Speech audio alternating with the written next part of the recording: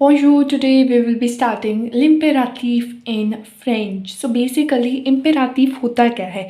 English में अगर हम सिंपली बात करें तो imperative means imperative. Now what is this imperative? Imperative आप लोग जैसे कि किसी भी आदमी को स्पेसिफिक पर्सन को अगर आप लोग ऑर्डर देते हो, कमांड देते हो, anything you give, that is called an imperative sentence. So command, order, request जिस भी सेंटेंस में आप देते हो तो वो हमारा कौन सा सेंटेंस में जाता है? इम्पैरेटिव सेंटेंस में जाता है। तो आज के लेसन में हम यही सीखेंगे कि how do we convert an imperative sentence in French. ठीक है, सो बेसिकली जो हमारा फ्रेंच इम्पैरेटिव होता है that is use to give और कन्वे अर्जेंट मैसेजेस, ये मैंने आप लोग को बता दिया है।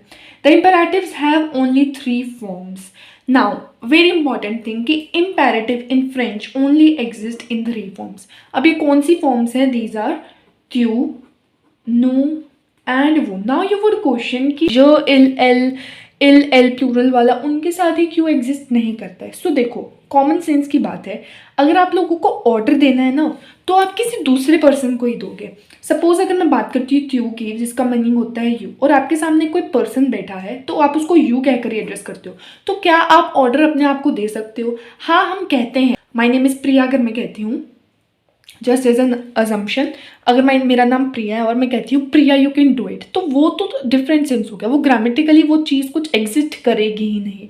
बट हाँ, बोलने में हम कई बार कह देते हैं, अपने आप को ही ऑर्डर देते हैं, बट अभी हमने जिस सेंस पे चलना है दैट इज ग्रामेटिकल, तो हम य को तो ऑर्डर दे नहीं सकते। ठीक है, बात करते हैं त्यू की। मेरे सामने कोई बंदा बैठा है या बंदी बैठी है, सपोज मेरे सामने जो लड़की बैठी है एक प्रिया, मैं उसको कहती हूँ Priya bring me a glass of water, तो मैंने क्या करा? मैंने सेकंड पर्सन यू को रिक्वेस्ट करा। ठीक है, तो इस वजह से हमारा एक तो एग्जिस्टेंस होगी इम्पेराटिव की त्यू के अंदर। फिर हम बात करते हैं इल एल की। Suppose you are sitting over here और and you are talking with someone else, और यहाँ पर आपके 2 फ्रेंड्स हैं, बहुत दूर हैं आपसे, क्या आप उनको बैठे बैठे ऑर्डर दे सकते हो? नो अगर वो फेस टू फेस होंगे, जब उनका सब्जेक्ट हमारा ट्यू के अंदर चेंज हो जाएगा तभी आप उनको ऑर्डर दे सकते हो।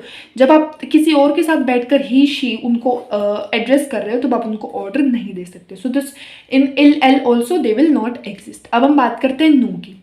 जैसे कि हम कई बार ग्रुप फ्रेंड्स का ग्रुप होता है और हम कहते हैं लेट्स गो, तो आपने क्या करा? आपने ऑर्डर दिया, आपने अपनी सजेशन डाला। ठीक है, तो नो के अंदर भी हमारा जो है इम्पेराटिव एग्जिस्ट करेगा। अब वो का तो वही चीज़ आ गई, ट्यू का प्लूरल फॉर्म ही होता है हमारा वो, तो इसमें भी एग्जिस्ट करेगा। इल और एल का सेम वही, एल वाला ये वाला जो केस मैंने आपको समझाया था, इनमें भी नहीं दे सकते। So the imperative would only exist in ट्यू, नो and woo. So this is what is told in this line. Now next thing, the only difference is the absence of the pronouns. अब क्यों होती है absence of pronouns, वो आगे जब हम रूल देखेंगे जब आपको समझ में आ जाएगा। After a sentence in the imperative, an exclamation mark is used instead of a full stop. जो हमारा एक्सक्लेमेशन मार्क होता है वो हमारा यूज होता है इंस्टेड ऑफ फुल स्टॉप। अब नाउ यू वुड क्वेश्चन कि मैम कॉन्जुगेशन कैसे होती है, हमें तो वो बताओ। सो यस, अब कॉन्जुगेशन ही हम देखते हैं। Let me take an example of a verb पार्ले। हम सबसे पहले पार्ले वर्ब लेकर चलेंगे क्योंकि इजी है, ईआर वर्ब की कॉन्जुगेशन फॉलो होगी तो आसानी से हो जाएगी। Let me take the example of पार्ले which means to speak. Now as I already told you, 3 case में वो एग्जिस्ट करेगा, ट्यू, नो और वो के अंदर। ठीक है, तो ट्यू के साथ मेरी पार्ले वर्ब की क्या कॉन्जुगेशन होती है, नो के साथ क्या होती है एंड वो के साथ क्या होती है? देखो, हमें पता है ईआर वर्ब कॉन्जुगेट करने का रूल, ईआर को हम कट करेंगे and we will put rest of the part with the subject, PARL and PARL। Now जो हमारी एंडिंग्स होती हैं ईआर वर्ब के केस में वो होती हैं ES, EE, ONS, EZ, ENT and ENT। Q के साथ मेरा लगेगा ES, तो मैंने यहाँ पर लगा दिया ES। ठीक है, नो के साथ मेरा लगेगा ONS, तो मैंने यहाँ पर लगा दिया ONS। वो के साथ मेरा लगेगा EZ, तो मैंने यहाँ पर लगा दिया EZ। ठीक है, तो ऐसे मैंने कॉन्जुगेट कर दिया। अब कॉन्जुगेट करने के बाद हमारा इम्पेराटिव के अंदर सेकंड स्टेप, तो you can note it down, अपने पास एक कॉपी रखो और स्टेप्स को स्टेप वाइज नोट करते जाओ। सेकंड स्टेप इज आप सब्जेक्ट प्रोनाउन को हम कट कर देंगे and third step, put an exclamation mark at the end. तो अब हमारे पास क्या आ गया? हमारा पार्ले वर्ब इम्पेराटिव के अंदर कॉन्जुगेट होकर आ गई। ठीक है, अब एक very important rule which you have to remember कि AR वर्ब जब भी हम कॉन्जुगेट करते हैं इम्पेराटिव के अंदर, तो जो हमारा सेकेंड पर्सन सिंगुलर होता है, मीन्स जो हमारा त्यू होता है उसकी एंडिंग का जो एस होता है हमें वो ड्रॉप करना होता है. It is only in the case of ER verb. ठीक है, कहीं आप IR और RE के अंदर भी कर दो, no, only in the case of ER verb. ठीक है, सो मैं क्या करूंगी, ये जो त्यू पार्ल में यहाँ पर ES है उसका एक S ड्रॉप कर दूंगी एंड ये मेरा क्या बन जाएगा PARLE एंड अपोस्ट्रॉफी, और ये त्यू तो ऑलरेडी ड्रॉप्ड है. ठीक है, so this is how you conjugated the पार्ले verb in the present in imperative. अब एक और एग्जाम्पल हम लेते हैं किसका, IR वर्ब का. For IR verb, I have taken the verb veneer. Veneer, I hope आप लोगों को सबको उसकी conjugation आती है veneer verb की. So veneer means to come. ठीक है. Now let's see. क्यू के साथ veneer की conjugation होती है वियो, नु के साथ होती है वनो, और वू के साथ होती है वने. राइट, नाउ conjugate कर दिया, first step done. Second step, cut the subject pronouns and the last step put an apostrophe. and यहाँ पर ध्यान रखना IR वर्ब है तो ये जो ऐसा है ये एज इट इज रहेगा, इसको हम ड्रॉप नहीं करेंगे, तो ये हमारे इम्पेराटिव में कन्वर्ट हो गया विया वेनो वेने. Alright, now let's take an example of RE verb. I have taken the verb prendre which means to take. let me just conjugate it with tu, nu and wo. With tu we have the conjugation PRENDS, prom. With nu we have prono, and with wo we have prone. So the first step is gonna be, we will cut the subject pronouns.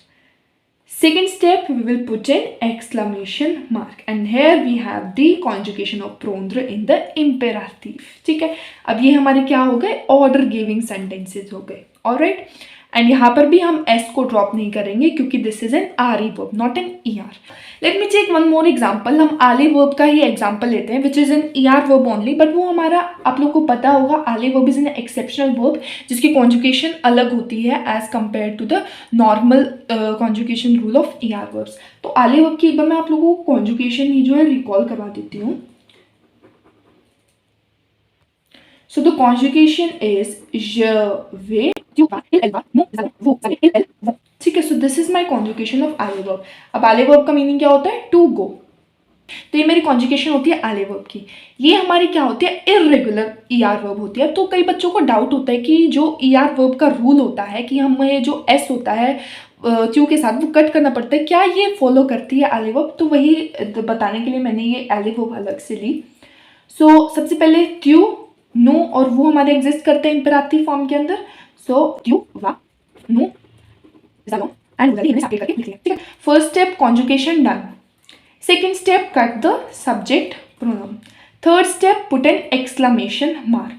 And ER verb है, ER verb है, बेशक irregular ER verb है but still जो हमारा S है वो Q के साथ जो S है वो हमें ड्रॉप करना पड़ेगा. ठीक है, and it would become VA apostrophe, वा आलो आले. सो ये हमारा बन गया इम्पेराटिव विद द वर्ब आले. अब एक्सेप्शंस पर आते हैं जो इम्पेराटिव के अंदर हम फेस करनी पड़ती है. सी एक्सेप्शंस के अंदर हमारे पास वर्ब्स होती हैं. इन वर्ब्स को याद करने का मेथड क्या है जो हमारी एक्सेप्शंस के अंदर होती हैं. There is an acronym which I have created for you all which is वास. वास तो सबको याद रहेगा. V स्टैंड फॉर वुलुआर and S stands for savoir, A stands for avoir and E stands for être. तो ये वास से आप लोगों को अच्छे से याद रहेगा. V for avoir, A for avoir, S for savoir and E for être. हमारे एक्सेप्शंस होती हैं इम्पेराटिव के अंदर. ठीक है, इनके कॉन्जुगेशन जो होगी इम्पेराटिव के अंदर वो हमें याद करनी पड़ेगी. जैसे कि क्यू के साथ हमारा एत्र के अंदर होगा सुआ, SOIS. नु के केस में होगा सोयो एंड वो के केस में होगा सोइए. सो एत्र के केस में सुआ, सोयो, सोइए. अब वो के केस में त्यू का होगा आई, न्यू के केस में आयो, वो के केस में आइए. साबुआर के केस में होगा साश, साशो, साशे. दिस इज एस ओवर है, ये मिसप्रिंटेड है यहाँ पर, साशो. फिर वुलुआर के केस में होगा वेल, वेलो, वेले. ऑलराइट, तो ये हमारी क्या होती है, एक्सेप्शनल केस होती हैं इन द इम्पेराटिव। तो इनको याद कर लेना बाय हर्ट। सुआ सोयो सोये फॉर एट्रे, आई आयो आयो for avoir, sache sacho sache for savoir, veilo veilo veile for vouloir. Alright. So this is all for this video. We'll meet in the next video with new grammar topic. Till then, au revoir, à bientôt.